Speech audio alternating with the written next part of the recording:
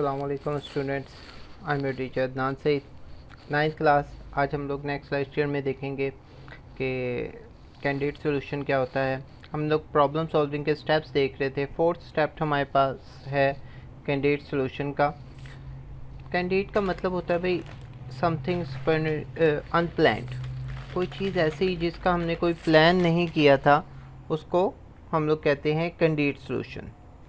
तो the word candidate refer to something spontaneous and unplanned, कोई चीज़ ऐसी जिसका हमने प्लान नहीं किया। फॉर एग्ज़ाम्पल मैं आपको कहता हूँ कि पूरे स्कूल में से बच्चों की एवरेज हाइट निकालें या हर क्लास में ज़्यादा से ज़्यादा 5 इंच के कितने स्टूडेंट्स होंगे, तो आप लोग क्या करेंगे कि राउंड अबाउट फिगर बता देंगे, भाई 20 हो सकते हैं, 25 हो सकते हैं, या चलो 50 हो सकते हैं। नियरली स्टूडेंट्स के बारे में आप लोग बता सकते हैं।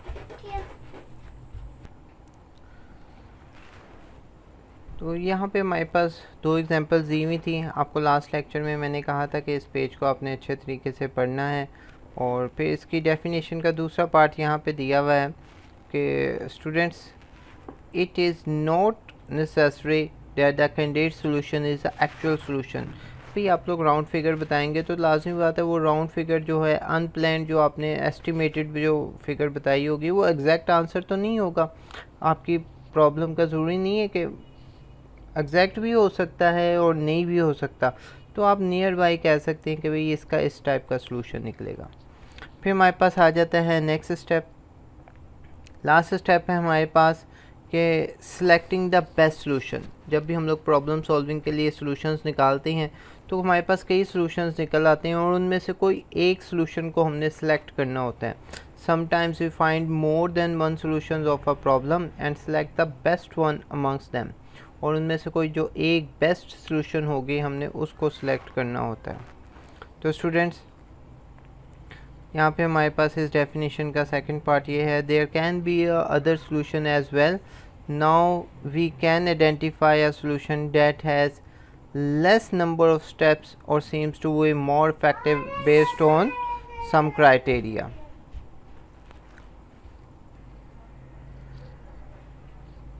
तो वहाँ पे लाजमी हमारे पास कुछ सॉल्यूशंस होते हैं जिनको हम आइडेंटिफाई करते हैं, लेकिन जिनके स्टेप्स कम होंगे या जिनको हम समझते होंगे कि भाई ये सॉल्यूशन बिल्कुल परफेक्ट है, इसके ये हमारे सारे क्राइटेरिया को फुलफ़िल करता है और मोस्ट इफ़ेक्टिव है, तो उसको हम लोग बीच में से सिलेक्ट कर लेंगे। तो स्टूडेंट्स, यहाँ पे हमारे पास प्रॉब्लम सॉल्विंग के 5 के 5 स्टेप्स कंप्लीट हो गए।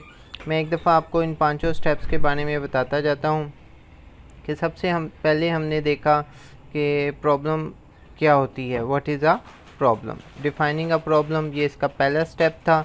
उसके बाद नेक्स्ट स्टेप में हमने देखा how to understand a problem, कि किस तरह हम लोग अपनी प्रॉब्लम को अंडरस्टैंड करते हैं विद हेल्प ऑफ 5 Ws का आंसर देंगे, और उससे हमें अपनी प्रॉब्लम के बारे में कम्प्लीटली पता चल जाएगा। फिर हमने थर्ड स्टेप देखा जिसमें हमने प्लानिंग अ सॉल्यूशन देखा कि भाई एक सॉल्यूशन को हम लोग कैसे प्लान करते हैं। बहुत सारी स्ट्रेटजीज़ हैं जिनमें से हमने एक को सिलेक्ट करना होता है, जैसे डिवाइड एंड कंकर है, गेस, चेक एंड इम्प्रूव है, और इस तरह से एक्ट इट आउट है, और prototype.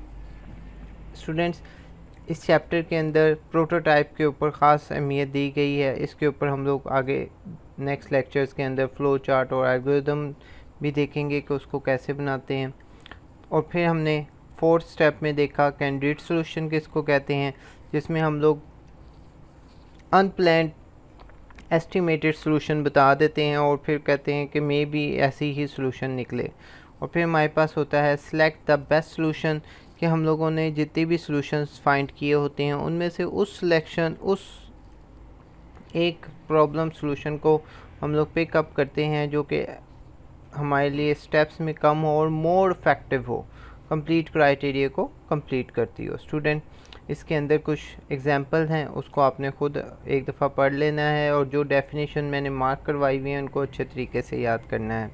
So in next lecture में हम लोग फ़्लो चार्ट को देखेंगे। Till then, take care and अल्लाह हाफिज़।